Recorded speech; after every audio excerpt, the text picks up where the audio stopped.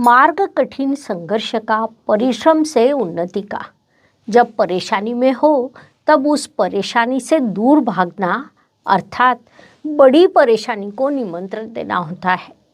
धनु राशि के जातकों ने गत कुछ वर्षों में 7.5 का लगातार सामना किया है।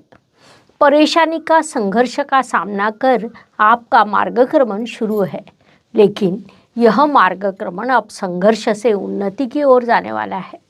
शनिदेव आपके तृतीय स्थान में विराजमान होने के कारण यहाँ से आगे वे आपको कई चीज़ों में सहयोग करने वाले हैं, जिसके द्वारा वे आपके व्यक्तित्व पे सकारात्मकता लाएंगे। नमस्कार, मैं एस्ट्रो गुरु माँ डॉक्टर ज्योति जोशी आप सभी ज्योतिष प्रेमियों का हार्दिक स्वागत करती हूँ। हम अगस्त 2023 महीने के राशि भविष्य को समझ रहे हैं। उसमें आज हम धनु राशि के जातकों के लिए यह महीना कैसा रहेगा, इस पर विस्तार से वार्तालाप करेंगे।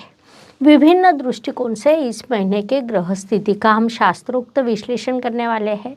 साथ ही वीडियो के अंत में मैं आपको इस महीने करने वाला विशेष उपाय भी बताने वाली हूँ, इसीलिए वीडियो को अंत तक देखें।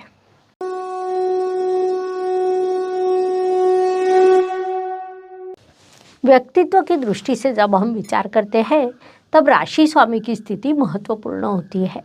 धनु राशि के स्वामी गुरुदेव त्रिकोण स्थान में अर्थात पंचम स्थान में विराजमान है, जिसे अत्यंत शुभ स्थिति कहा जा सकता है।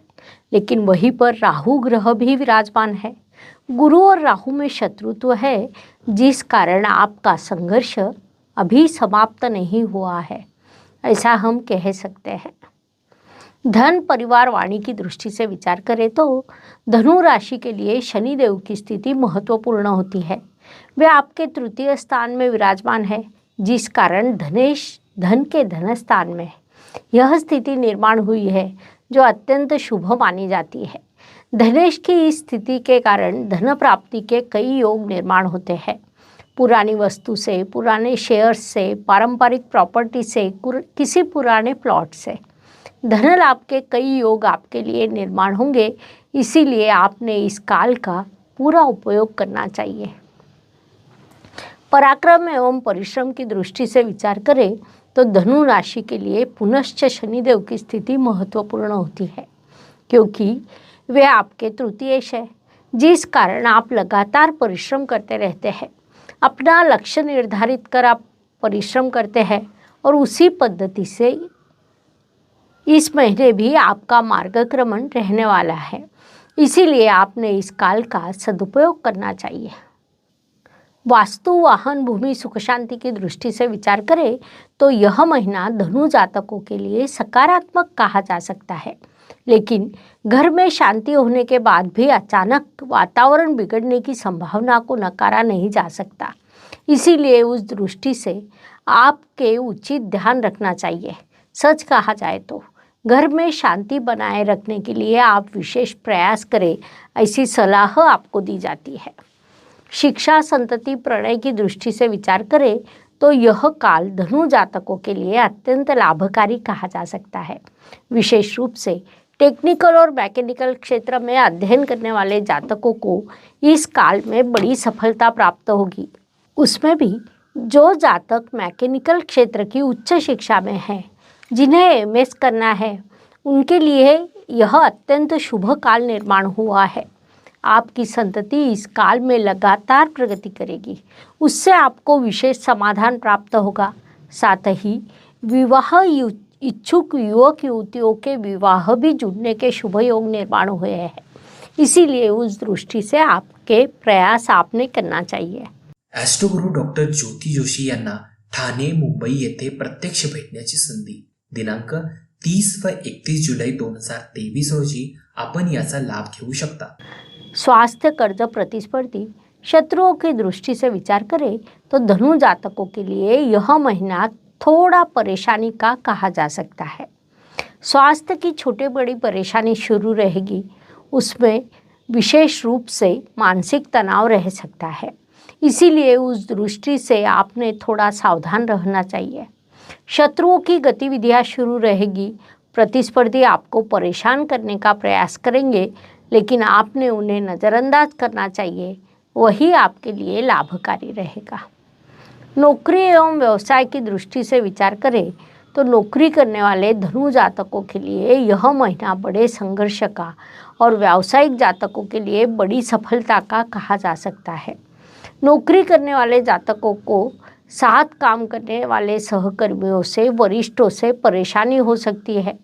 उसमें भी सहकर्मी यदि महिला हो तो उससे विशेष परेशानी हो सकती है। इसीलिए आप इस काल में किसी भी प्रकार का साहस न करते हुए अत्यंत सावधान रहे, यह सलाह आपको दी जाती है।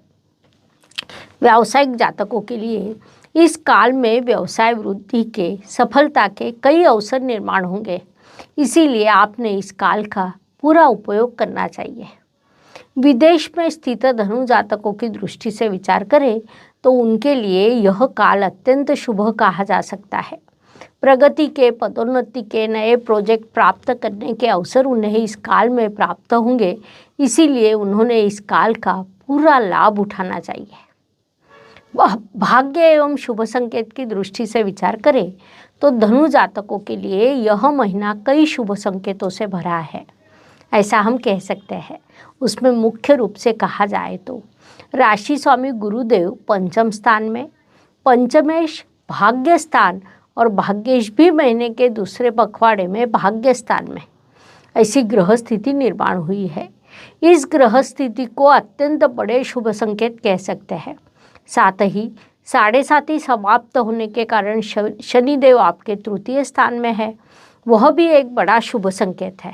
संक्षेप में यह महीना आपके लिए कई शुभ संकेतों से भरा है।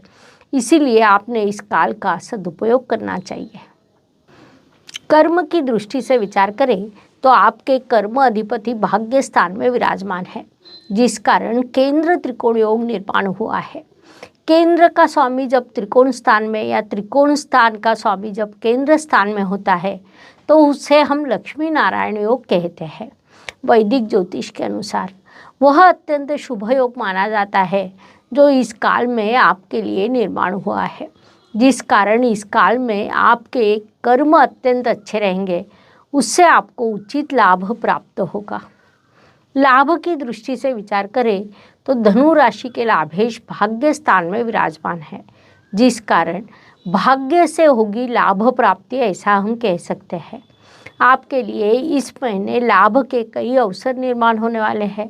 उन अवसरों का उचित समय पर उचित पद्धति से लाभ उठाएं। अपनी उन्नति साध्य करें, ऐसी सलाह आपको दी जाती है, ताकि अधिक से अधिक लाभ आपको प्राप्त हो सके। ज्योतिष प्रेमींसाठी सुवर्ण संधी, आश्चर्यकारक अनुभवांची प्राप्ती, शिका जे जे ज्योतिष पद्धती। ज्योती जोशी म्हणजेच जे जे पद्धती यावर प्रत्यक्ष कार्यशाळा।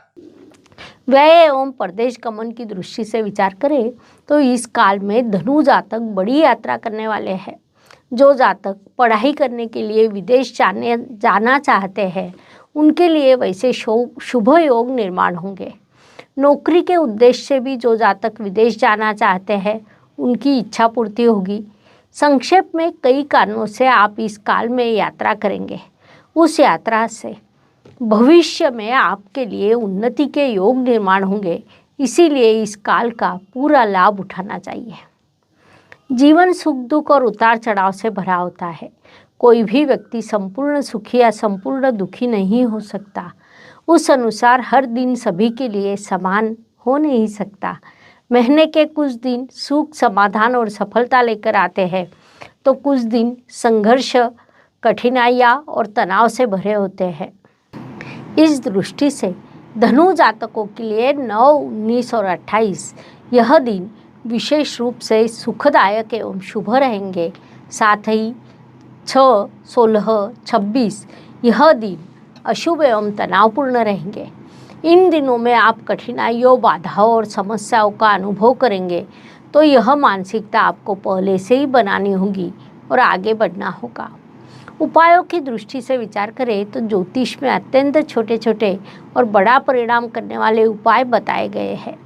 अशुभ चीज़ों की अशुभता कम करने का, शुभ चीज़ों की शुभता बढ़ाने का उनमें सामर्थ्य होता है। उस अनुसार अगस्त महीने के उपायों का विचार करें तो इस महीने नाग पंचमी का महत्वपूर्ण उत्सव है। नागराज भगवान महादेव जी के गले पर विराजमान होते हैं। उनके सिर पर चंद्रमा है। चंद्रमा को दूध का प्रतीक माना जाता है और ज्योतिष के अनुसार उसके पास वन का भी कारकत्व है। पृथ्वी जब प्रलय की ओर जाती है तो उसे संतुलित करने का सामर्थ्य नागराज के पास है, जिस कारण इस काल में यदि आप भगवान महादेव जी के मंत्रों का जाप करते हैं तो उसका वैयक्तिक के साथ साथ सामूहिक प्रभाव प्राप्त हो सकता है। उस अनुसार हर राशि के लिए एक विशेष मंत्र मैं देने वाली हूँ। उसका आपने प्रतिदिन 11 बार पठन करना चाहिए। उसमें धनु जातकों की दृष्टि से विचार करें तो ओम पृथ्वीधराय नमः यह मंत्र आपको सूचित किया जाता है। इसके आपको अत्यंत शुभ परिणाम प्राप्त होंगे। इस प्रकार मेष से लेकर मीन तक हर राशि के लिए अगस्त 2023 कैसा रहेगा यह समझाने के लिए हमने 12 वीडियो आपके इस चैनल पर अपलोड किए हैं। लाइक, शेयर, सब्सक्राइब करें। कमेंट बॉक्स में जय ज्योतिष लिखना ना भूलें। साथ ही आपको यदि हमसे संपर्क करना है तो व्हाट्सएप पर मैसेज करें। कृपया कोई भी फ़ोन ना करें, आपका कॉल हम उठा नहीं सकते। आप यदि मैसेज करते हैं तो उस पर रिप्लाई अवश्य दिया जाएगा। एक और महत्वपूर्ण बात मैं आपको बताना चाहती हूँ कि मैं 30 और 31 जुलाई को ठाणे में हूँ। जो प्रत्यक्ष मिलकर मार्गदर्शन प्राप्त करना चाहते हैं उन्होंने पहले शुल्क का भुगतान कर नाम दर्ज करवाना है। उसके बाद मिलने का समय और स्थान आपको बताया जाएगा। उसकी डिटेल्स नीचे डिस्क्रिप्शन बॉक्स में दी है। धन्यवाद। शुभम भवतु। जय ज्योतिष। ज्योतिष का अध्ययन तथा शास्त्र की शास्त्रीय तरीके से पढ़ाई करने के लिए मेरी 2 किताबें प्रकाशित हो चुकी है। उनका अवश्य लाभ लीजिए। Please like, share and subscribe the channel. और हाँ, बेल आइकॉन दबाना ना भूलें। धन्यवाद।